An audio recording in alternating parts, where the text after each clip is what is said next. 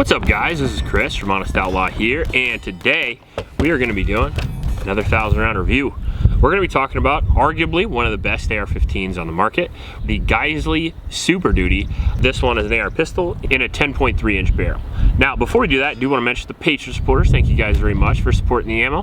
It's the best way to support the channel. If you like the videos, go down to the description, click the link. Also in that description is a link to a local shelter in Ames, Iowa. It's the YSS. I'd really appreciate if you guys would support those guys. And then finally, big thanks to Brownells, specifically Cody over there at Brownells, for sending me this badass gun for review. So thanks a lot. Now, we did put 1,000 rounds through this gun of varying types of ammunition, and I will be giving you my honest opinion, as always. So let's get into the Geissele, and let's talk about some of the things that make it special, talk about what it is, talk about what we'd use it for, some of the results of the tests, and then tell you what I think about it. So the Geissele Super Duty 10.3 is essentially a very, very premium AR-15. Geissele was recently selected as the SOCOM Rifle. This particular gun right here is a 10.3 inch cold hammer forged AR-15 with a carbine length gas system and an M-LOK rail. This has Geissele's own flash hider, and that's one of the things you're going to notice here is Geissele makes a good portion, if not all of their parts in-house, just like Daniel Defense. Similar quality, I might add. So the flash hider is kind of A2 in nature. Looks like a little bit longer, maybe a little more effective, maybe a little less effective. I'm not really sure.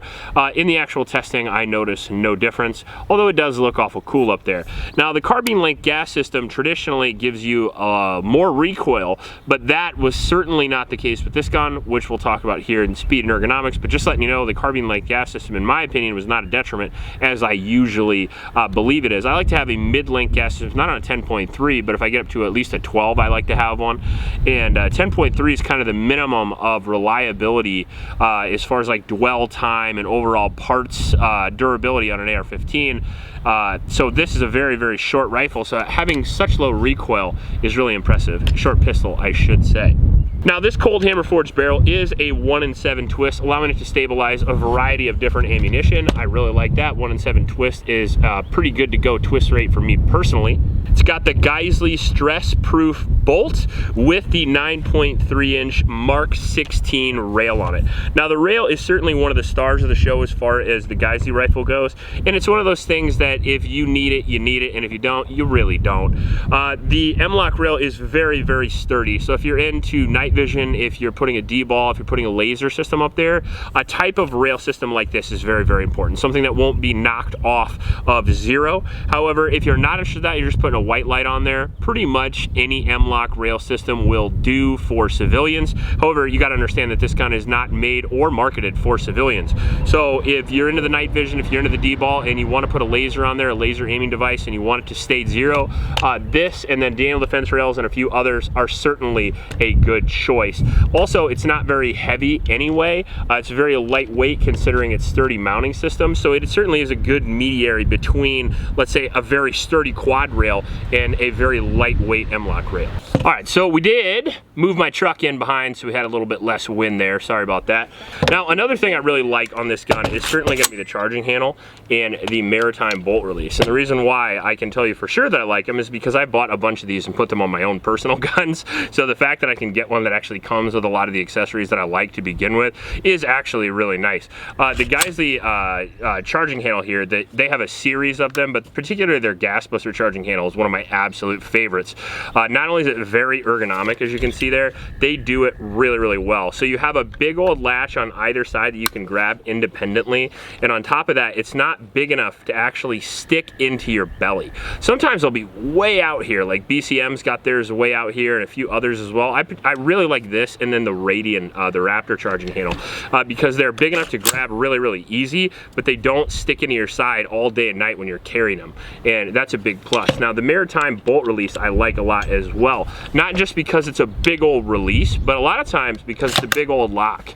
And I don't know how many times in matches or classes or whatever, you have to lock and show clear, and it's a lot easier to do that when the bolt release / bolt lock is 2 to 3 times the size. On top of that, it's got a lot of good texture as well, so it's really hard to miss. Are you kidding me? Now the wind's coming up behind us. Oh, Iowa, you fickle bitch. Anyway, the bolt itself is Geissele's as well. It's the stress-proof bolt, and I'm not entirely sure a lot of what went into the bolt, but I have to assume it's pretty on point as well, considering we had 0 malfunctions throughout the course of the review. I like the fact that as an ambi safety, not only does it have an ambi safety, but it's actually smaller on the weak side. And that's really good for me because the way that I grip the gun, if you can see when I flip off the safety, if it was bigger, it would actually get in the way. So I love when they run these little weak side safeties, so you can use them if you want to, but they stay out of the way for the most part. Now, one of the things that I don't like about the gun is this back swept grip. Not only is it swept backwards in actual operation, but it's swept backwards in thinking, in my personal opinion. Modern day grips usually are more angled forward, especially when you have a shorter length of pull. It makes the gun more ergonomic when you're actually holding it. So you're down here and you have a strong wrist as opposed to up here where it tightens up your shoulder and it makes your wrist feel a little less sturdy, and it kind of limits your ability to control the gun. Now, it's not the biggest deal in the world, but it certainly is more comfortable for me personally to have it more vertical. So if I was gonna keep this gun forever, it would certainly turn into a Magpul XL grip or a Magpul K2 grip really, really quickly. On the back here, we have a standard SBA 3 brace, which is super wobbly on their 6-position buffer tube system. And I did mention that it is a very short length of pull, so keep that in mind. If you're interested in something like a 10.3 AR pistol, remember that you're gonna be a little scrunched up, but that's kind of the point. On top of the gun, we do have the 403B, which is a standard review optic for me with the ScalarWorks mount. We got a couple of ScalarWorks reviews coming up. Now we'll get into the actual review portion.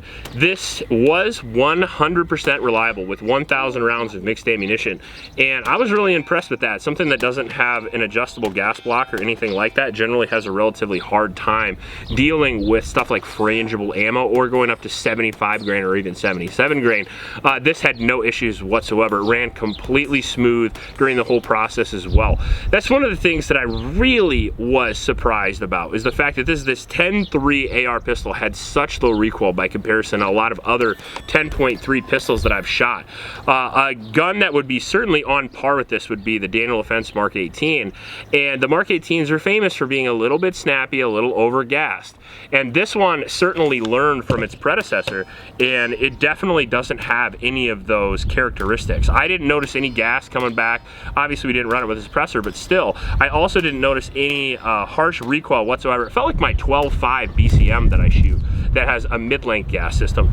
And on top of that, the parts seem to be perfect, and they barely seem to be worn in at all. There's really no wear marks on the parts per se, although the gun is extremely dirty, because that's what happens when you shoot 1,000 rounds without cleaning, because I'm kind of lazy and I also like to test the guns. Accuracy of the gun was also absolutely fantastic, and that's obviously due to that 10.3-inch cold hammer forged barrel. People get into accuracy of rifles and they don't really think about what they're talking about. Everybody parrots this, a longer barrel is more accurate, but that's not necessarily true.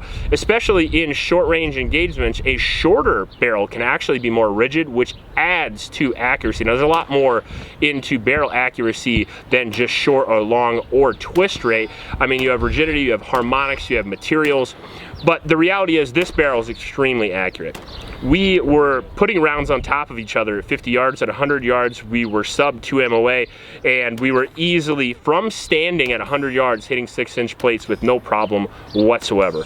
As far as accuracy goes, at least out to 200 yards, which is what we shot this gun, it was no issue at all. Now, that being said, effective ballistic range of a 10.3 is somewhere around 100 yards if you're looking for those tumbling effects that people love with 5.56. So keep that in mind, but these are available in lots of other barrel lengths, including 16, so pick your poison. As far as speed and handling go, the accuracy was great at distance or slow fire, but it was also really good in rapid fire.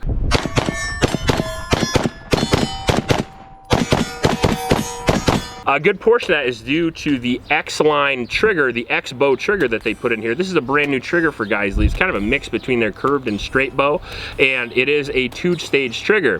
And there's no surprise that I love that, because I, again, buy tons of Geissele triggers and put them in all of my other guns. So it's not really a surprise that I like all the features of this gun, because Geissele is a company that I consistently buy features from and put them on my guns. So getting this gun that's stupid reliable, stupid low recoil, and having the trigger, the bolt release, the charging handle, and the safety that I already love was a pretty easy transition for me, I'll be honest with you.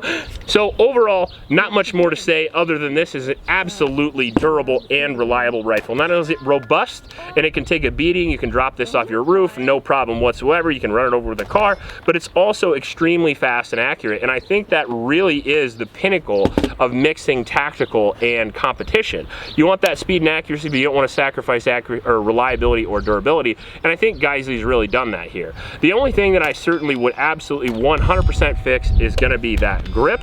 And then again, other than that, I think this is arguably one of the best out-of-the-box rifles you can possibly get.